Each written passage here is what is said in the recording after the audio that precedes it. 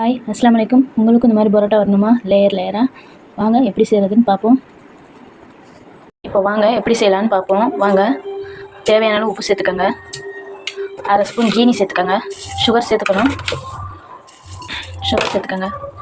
கொஞ்சம் வாட்டர் சேர்த்துக்கோங்க. வாட்டர் சேர்த்து நல்லா கலக்கி விட்ருங்க.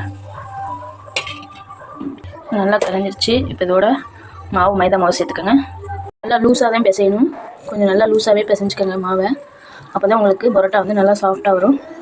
பாருங்கள், இந்த மாதிரி இருக்கணும் ஃப்ரெண்ட்ஸ், நல்லா லூஸாக இருக்கணும். இப்போ இதில் ஆயில் சேர்த்து நம்ம வந்து பிசைய போகிறோம். ஆயில் சேர்த்துக்கலாம் வாங்க.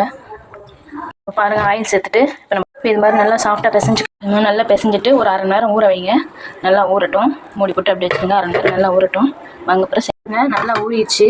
ஒரு அரை மணி நேரம் ஆயிடுச்சு. நல்லா இப்படி இருக்கணும், லூஸாக இருக்கணும் மாவு. அப்போ தான் நல்லா சாஃப்டான பரோட்டா கிடைக்கும். வாங்க, நம்ம பால்ஸாக எடுத்துக்கலாம், சின்ன சின்ன பால்ஸாக. இப்போ பாருங்கள், நான் இந்த மாதிரி பால்ஸாக எடுத்துருக்கேன். வாங்க, எப்படி சில வச்சுட்டு சின்ன சின்ன பீஸாக நம்ம கட் பண்ணிக்கலாம்.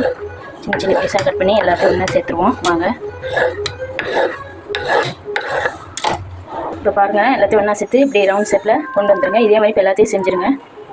இப்போ இதே மாதிரி எல்லாத்தையும் பண்ணி எடுத்து வச்சு வாங்க தேய்ச்சிட்டு கடல போடுவோம். இப்போ இது எல்லாத்தையும் தேய்ச்சி நம்ம எடுத்துக்க போகிறோம். இந்த மாதிரி தேய்ச்சி எடுத்துக்கோங்க.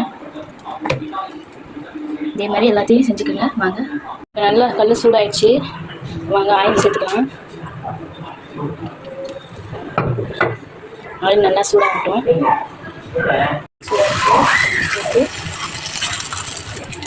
இதே மாதிரி எல்லாத்தையும் செஞ்சு எடுத்துக்கோங்க. நல்லா வேகணும். நல்லா விட்டு வேகட்டும். பாருங்கள், நல்லா வேகணும்.